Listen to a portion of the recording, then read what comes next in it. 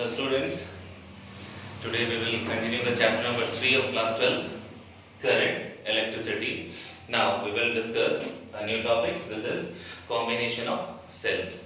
आप लोगों ने सेल देखा था कि सेल होता क्या है ना, कि सेल क्या है, सेल के टाइप्स क्या क्या है, सेल का यूजेस क्या क्या है. तो फाइनली जब सेल्स को हम कंबाइन करते हैं, दो तरह का वे होता है, एक सीरीज और एक पैरेलल. तो जब कंबाइन करते हैं तो क्या रिजल्ट मिलता है, कैसे हम उनका यूज करेंगे, वही हम लोग देखेंगे, है ना. So come to the point. Identical cells की सेल देखें दो डिफरेंट हो सकता है, किसी का एक ईएमएफ सेम हो सकता है, किसी का डिफरेंट हो सकता है. तो हम यहाँ क्या देख रहे हैं, एक ऐसा टॉपिक जिसमें सेल्स जो लिए हम लोग वो क्या है, आइडेंटिकल है. हाँ, आइडेंटिकल कहने का मतलब है कि एक सेल में क्या क्या होता है, एक तो ईएमएफ और एक इसका इंटरनल, अपना इंटरनल रेजिस्टेंस होता है जिसको आर मानते हैं, स्मॉल आर. तो एक आइडेंटिकल सेल लिए जिसका ईएमएफ ई और इंटरनल रेजिस्टेंस आर, दूसरा ईएमएफ ई फिर इंटरनल रेजिस्टेंस आर. मतलब सेम सेल को हम क्या कर दिए, अरेंज कर दिए सीरीज कॉम्बिनेशन में. हम क्या देख रहे हैं, सीरीज कॉम्बिनेशन, है ना. उसके बाद पैरेलल देखेंगे. तो सीरीज कॉम्बिनेशन में सबको एक सीरीज में हम n नंबर ऑफ सेल्स को कनेक्ट कर दिए. यहाँ n नंबर ऑफ सेल्स को हम कनेक्ट कर दिए. तो जब n नंबर्स का कनेक्शन है और इसको होल सेल्स का अरेंजमेंट को एक एक्सटर्नल रेजिस्टेंस के साथ कनेक्ट कर दिए जिसका रेजिस्टेंस R है ना. तो हम ओम्स लॉ से जानते हैं V इज इक्वल टू क्या होता है, IR, और I इक्वल टू क्या होगा, I equal to V by R. और V यहाँ पर क्या है, पोटेंशियल, और पोटेंशियल EMF के टर्म में, और EMF क्या है यहाँ, E है ना, और ये रेजिस्टेंस R है. तो EMF को हम यहाँ पर क्या लिख रहे हैं, जितना पोटेंशियल कॉम्बिनेशन में होगा उसको लिखना पड़ेगा, यानी हमको क्या लिखना पड़ेगा, टोटल EMF. और यहाँ क्या लिखना होगा, टोटल रेजिस्टेंस, क्योंकि यहाँ रेजिस्टेंस तो बहुत सारा है, इंटरनल रेजिस्टेंस भी है, एक्सटर्नल रेजिस्टेंस भी है ना. तो चलिए दोनों टर्म मुझे निकालना है ना. क्या लिखना है, टोटल EMF. टोटल EMF कितना हो सकता है, of n cells, n cells क्या होगा, E plus E plus E कहां तक जाएगा, अप टू n तक. जैसे 2E होता तो लिखते 2E, 3 तक होता तो 3n तक है तो क्या लिखेंगे, NE, यानी टोटल EMF आ गया. टोटल इंटरनल रेजिस्टेंस कितना होगा, टोटल इंटरनल रेजिस्टेंस कितना होगा, तो ये R plus R plus R plus वही चलते जाएगा कहां तक, अप टू n तक. तो अप टू n तक क्या हो जाएगा, n टाइम्स R, है ना. चलिए अब टोटल रेजिस्टेंस भी निकालना होगा हमको, क्योंकि इंटरनल भी है एक्सटर्नल भी है ना. तो टोटल रेजिस्टेंस कितना होगा, R हो गया एक्सटर्नल वाला और इंटरनल वाला कितना है, NR. तो ये हो गया टोटल. अब इसको मान लेते हैं इक्वेशन नंबर 1. तो from 1 the current I equal to total EMF. तो total EMF is how much, this is n number of E, और total resistance is how much, R plus NR. This is the current in series combination of identical cells. Series combination of identical sales.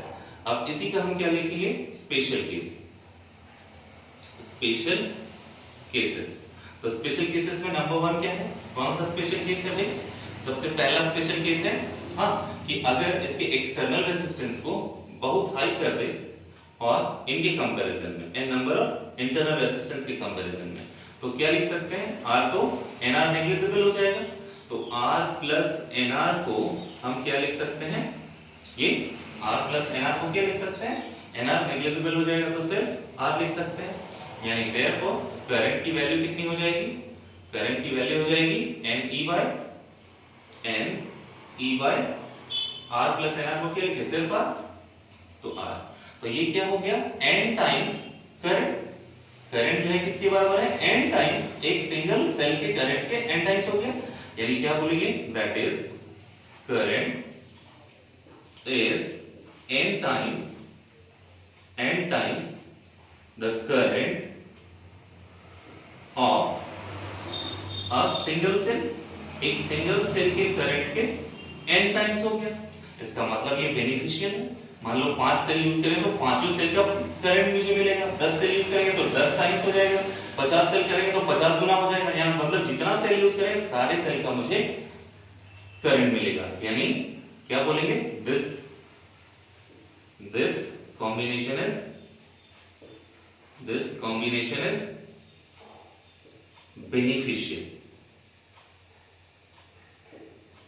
beneficial for us, है ना। लेकिन दूसरा case क्या बोलता है, दूसरा case बोलता है कि if r is less than nr, तो क्या होगा, इसका मतलब क्या हुआ कि यहां पर therefore r plus nr को क्या लिख सकते हैं, अप्रोक्सीमेटली nr, क्योंकि r तो नेग्लिजिबल माना जाएगा, है ना। तो therefore करंट क्या हो जाएगा, I equal to NE by NR, N cancel, बचा क्या, E by R क्या है, वोल्टेज बाय रेजिस्टेंस, मतलब करंट। तो करंट क्या हो गया, सिर्फ एक ही सेल का, ये करंट किसके बराबर हो गया, एक सेल का, that is I equal to E by R, एक सेल के करंट के बराबर हो गया, है ना। तो हम यूज किए मान लो 50 सेल और मिला मुझे एक सेल का करंट, तो इसका क्या होगा, नो यूज। हाँ, यानी this combination has no use, बोलेंगे ये नो यूज के लाइक होगा, इसका कोई यूज नहीं करेंगे। तो ये तो हुआ सीरीज कॉम्बिनेशन। हाँ, जस्ट लाइक हम देखने वाले हैं parallel combination.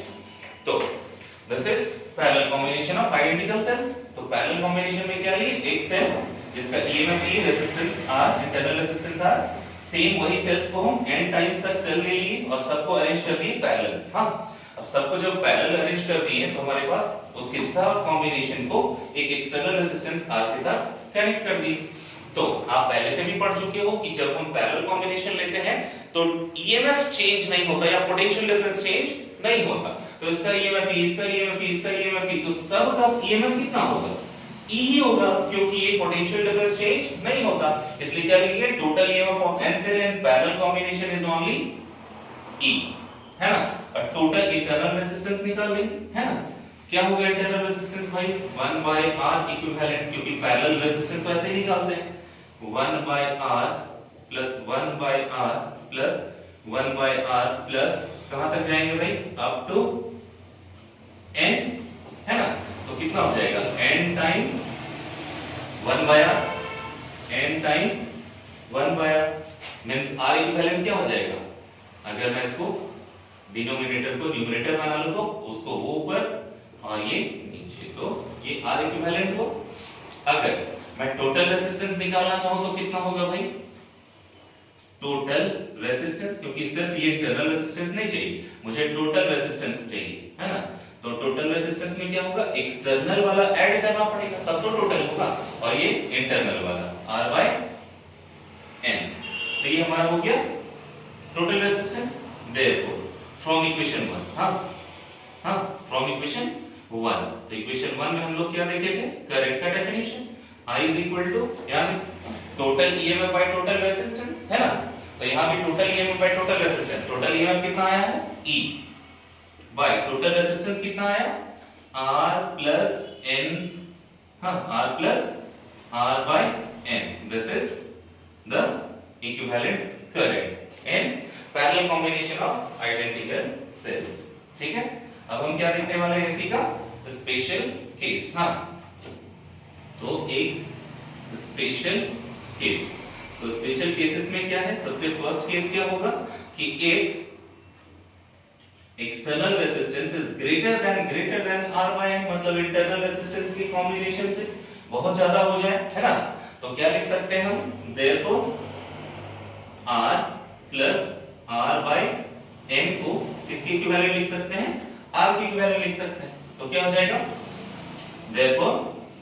therefore current I equal to E by simply R।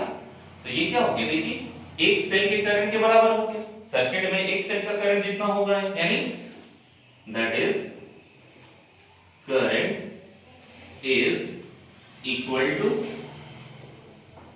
the current of a single cell, यानी इसका यूज होगा नो यूज, मतलब हम n टाइम्स यूज किए, करंट को मान लेते 50 जो है सेल जोड़े हम और मिला मुझे एक ही सेल का करंट, तो क्या फायदा होगा उससे? कोई फायदा नहीं होगा, है ना, इसलिए उसका यूज ही नहीं करेंगे, है ना। तो दूसरा कॉम्बिनेशन है क्या कि इफ जो इंटरनल रेजिस्टेंस का कॉम्बिनेशन है वो अगर बहुत बड़ा हो जाए एक्सटर्नल से तो क्या होगा?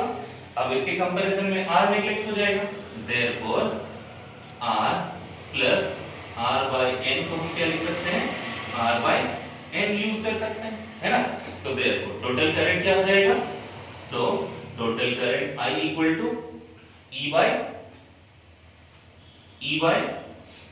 R तो नेगलेक्ट हो गया, R by N बचा, तो R by N, N क्या हो गया? ऊपर मल्टीप्लाई हो गया, है ना।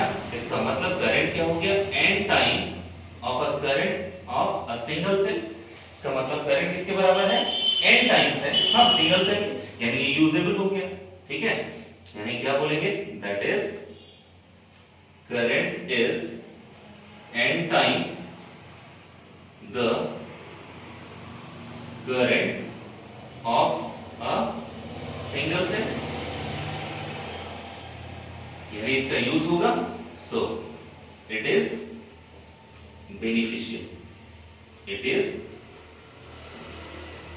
beneficial for us,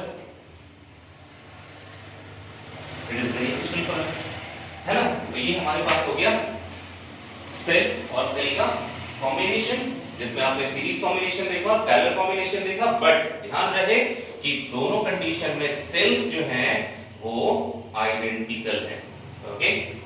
चलो, थैंक यू।